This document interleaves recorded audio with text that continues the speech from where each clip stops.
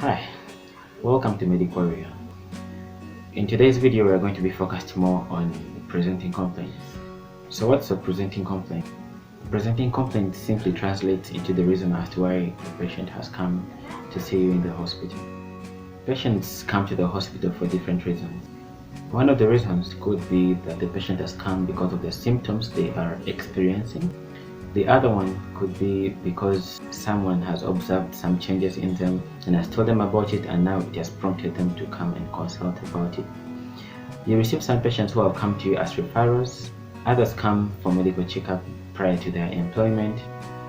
Some may not actually be sick, but may come to the hospital such that they can attain the benefits of a sick person. For example, a work leave, special examinations for students, and so forth. So this type of history taking is critical because you need to solve the problem that has brought the patient to the hospital. Sometimes along the consultation, you might discover that the patient actually has a problem which did not bring them to the hospital. But during the course of the consultation, you find out that they have another problem altogether.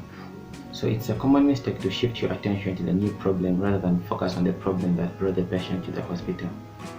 Yes, it is important to look at the patient as a whole and to solve every other problem of the patient, but first fix what has brought the patient to the hospital. Now, how do you really get to know the reason as why the patient has come to the hospital? Well, you usually do this by asking an open-ended question. For example, what has led up to you coming here today? Or how can I help you? Now, such an open-ended question or general question gives the patient room to explain to you their problem, starting with what they deem to be most important. It is important that as the patient gives you this narrative, you ought to listen until they're done talking, because whenever you interrupt the patient, you will always lose some information.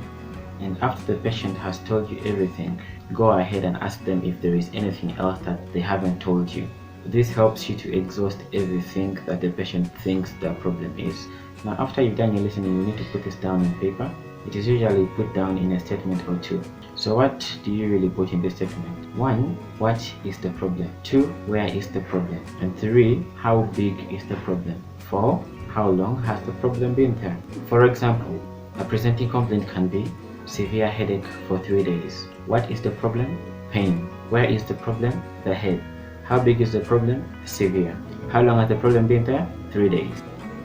So after you've gotten your presenting complaint, you can then go ahead and explore your history of the presenting complaint. Usually after you've asked your open-ended question, the patient is going to give you a long description of their problem. You should already be picking up your information at this point for your history of presenting complaint, the chronology, and some of the major symptoms and the systems affected, such that as you try to derive your history of presenting complaint, you're now going to go down to just fine-tune the information by asking closed-ended questions, also known as direct questions.